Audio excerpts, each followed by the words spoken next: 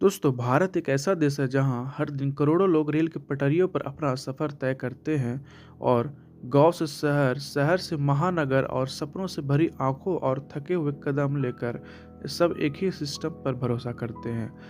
दोस्तों, भारतीय रेल लेकिन इसी देश में जहां दशकों तक इंजन आगे और डब्बे पीछे एक का पारंपरिक के मॉडल चलता रहा है, वहीं एक दिन एक ऐसा ट्रेन आई जिसने इस सोच को बदल दिया। उसका नाम था वंदे भारत एक्सप्रेस। दोस्तों, यह एक सिर्फ ट्रेन नहीं था बल्कि एक उस सवाल का जवाब भी था जो भारत को अपनी खुद की हाई स्पीड, आधुनिक और विश्व स्तरीय ट्रेन बना सकता था। साल 2016 के आसपास जब इस प्रोजेक्ट की नींव रखी गई थी, तब कई लोगों ने इससे एक महत्वाकांक्षी सपना कहा था। लेकिन चेन्नई में स्थित आईसीएफ के इंजीनियरों ने इसे सपना नहीं मिशन बना लिया और रात दिन बिना रुके उन्होंने एक ऐसी ट्रेन डिजाइन करनी शुरू की जो सिर्फ तेज नहीं बल्कि तकनीकी रूप से भविष्य की झलक हो। अब सवाल आता है कि आखिर इसे भारत की सबसे तेज ट्रेन क्यों कहा जाता है।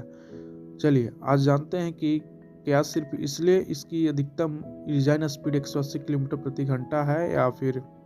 तो चलिए जानते हैं कि भारत की सबसे तेज चलने वाली ट्रेन इसे क्यों कहा जाता है। देखिए दोस्तों, इसकी अधिकतम डिजाइन स्पीड जो है 180 किलोमीटर प्रति घंटा है, लेकिन कहानी सिर्फ आंकड़ों की नहीं बल्कि उस तकनीकी की है जिसने इसे बाकी ट्रेनों से अलग बनाया है।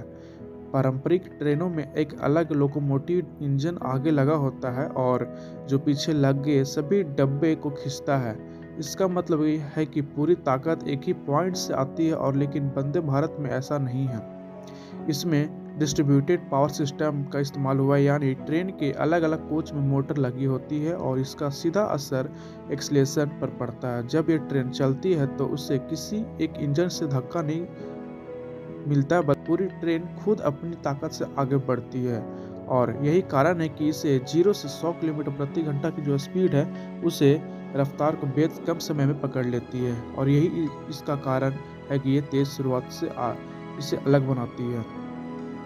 लेकिन सिर्फ मोटर ही इसे खास नहीं बनाती, इसका एरोडायनेमिक डिजाइन और उसका आगे का बुलेट जैसा नोज, यह सब यूं ही नहीं है। जब एक कोई ट्रेन तेज चलती है तो हवा उसके सामने दीवार की तरह खड़ी हो जाती है।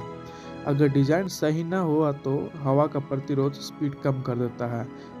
वंदे भारत का फ्रंट प्रोफाइल इस तरह से बनाया गया है कि वह हवा से आसानी से कट जाए और घर्षण कम हो और वाइब्रेशन न्यूनतम रहे। यही वजह है कि तेज रफ्तार के बावजूद इसके अंदर बैठा यात्री कम झटके महसूस करता है।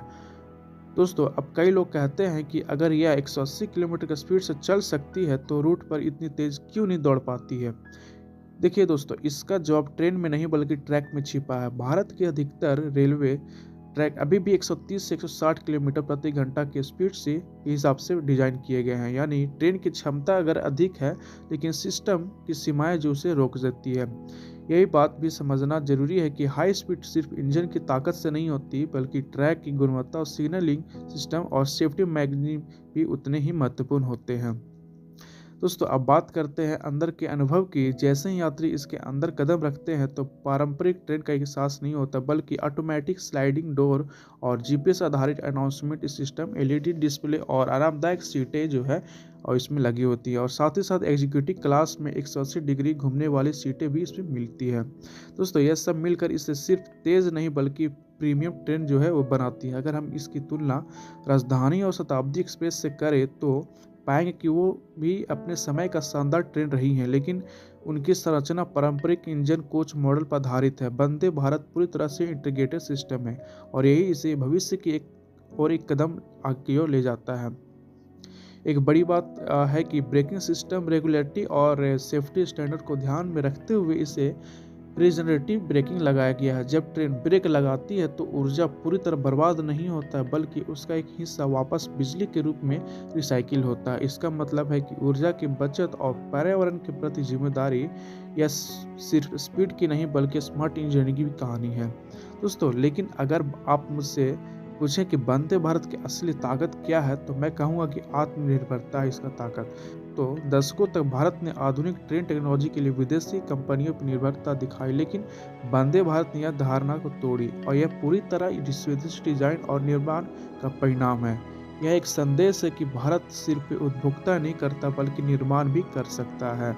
तो क्या वंदे भारत भारत के बुलेट ट्रेन नहीं है? तो दोस्तों, बुलेट ट्रेन की परिभाषा अलग है और उसके लिए अलग इंफ्रास्ट्रक्चर चाहिए, लेकिन यह उस दिशा में एक मजबूत शुरुआत है।